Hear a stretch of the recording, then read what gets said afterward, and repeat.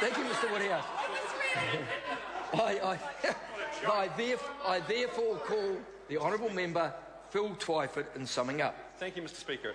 In 1995, I was working for Oxfam, and at the time there was an international conference on the International Convention on Inhumane Weapons. The National Prime Minister at the time was Jim Bolger, and the Foreign Affairs Minister was Don McKinnon.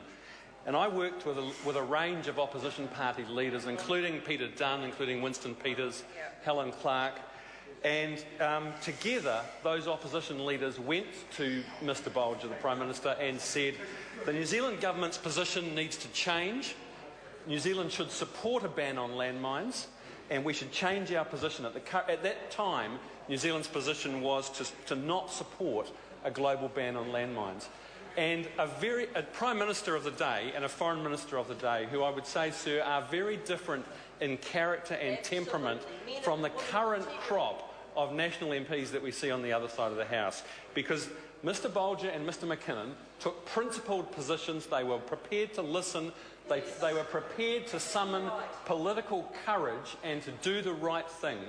And after that dialogue happened, they adopted a position to ban landmines. New Zealand became one of the first countries in the world to support a global ban on landmines, sir. And I think that the performance we've seen from the National Party members in this debate is an absolute indictment of the courage, the ethics and the intellectual rigour that we would hope members would bring to this House, sir. I want to thank Robert Green and the Depleted Uranium Education team, who are a New Zealand campaign group on this issue, who inspired this bill. I want to thank Peace Movement Aotearoa, the Physicians and Scientists for Global Responsibility, and the International Campaign to Ban Uranium Weapons, who is doing a lot of good work on this issue on the international stage, sir. I want to remember Graham Kelly, the former member of this House who's with us tonight, who's a tireless campaigner and an advocate on these issues. Finally, sir, I want to urge the members of this House to think seriously about the precautionary principle in relation to depleted uranium weapons. It was really disappointing to hear one National Party member after another stand up in this House and parrot the phrase that there's no conclusive evidence, as if they'd been completely deaf, sir, to the statements that had preceded their speeches about the fact that numerous international agencies, sir, have said there is a potential link between depleted uranium weapons and the risks to health and the environment, and that the argument that there is sufficient concern and evidence to warrant, sir, a ban based on the precautionary principle until conclusive epidemiological studies are done. And the very nature of depleted uranium weapons, the fact that they affect civilians and combatants and communities in war, makes those definitive scientific studies almost impossible to carry out, sir. That is the basis of this argument, and I'm sorry to say that members on that side of the House completely missed it the first time round. It was incredible to hear the chair of the Foreign Affairs Select Committee, John Hayes, stand up and say and raise as one of his chief objections to this bill the fact that our old Skyhawks had depleted uranium ballast. Now, the objection about depleted uranium weapons is not proximity to the material itself. It's when the weapons explode and ignite and disperse radioactive and chemically toxic dust, which is incredibly harmful to human health. And after being on a select committee that considered this issue for about 3 years, for the chair of the committee to come to this House tonight and raise the question of the Skyhawks ballast, it absolutely beggars belief. He also raised the point that this bill would make criminals out of New Zealand service personnel serving overseas. Does he not know that the landmines ban, does he not know that the cluster munitions ban have interoperability provisions in those acts that allow New Zealand defence personnel to serve and fight alongside allied personnel whose countries aren't signatories to those bans on cluster munitions and landmines? It was absolutely ignorant, sir, and it was beneath that member to come to this House and raise those objections. The member Tohenere raised a criticism, sir, that this bill was based on a cut and paste from the Select Committee report.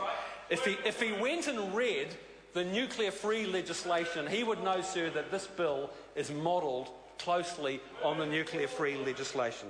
Sir, I want to thank the New Zealand First and Greens members for their thoughtful response and support for this bill, and I urge the House to vote for this bill and send it to Select Committee. The question is that the motion be agreed to. Those of that opinion will say aye. To the contrary, no. The ayes have it. The noes have it. Party vote called for. Clerk will please conduct a party vote. Thank you. New Zealand National. 59 votes opposed. New Zealand Labour. 34 votes in favour. Green Party. 14 in favour. New Zealand First. 8 votes in favour. Maori Party. 2 votes in favour. Mana. 1 in favour. ACT New Zealand. 1 vote opposed. United Future. 1 vote in favour. Any other votes?